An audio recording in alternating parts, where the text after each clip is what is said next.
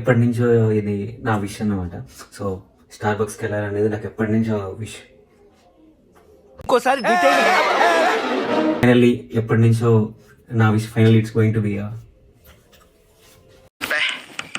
ఏం ఈ పనుల్లో కనిపించలేదు, పైగా ఫిజికల్ గానీ మెంటల్ గానీ స్ట్రెయిన్. హాయ్ అండి, అందరికీ నమస్తే. నా పేరు Anvesh. Welcome to my YouTube channel. స్టార్ బక్స్కి వెళ్ళాలనేది నాకు ఎప్పటి నుంచో ఉన్న విష్.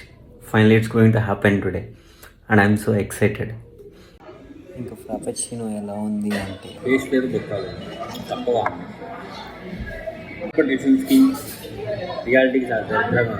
రామేశ్వరం పోయినా శనేశ్వరం వదలలేదు అన్నట్టు మనం ఎక్కడ పోయినా మన దరిద్రం నా చుట్టూ వైఫైలో తిరుగుతూ వస్తుంది.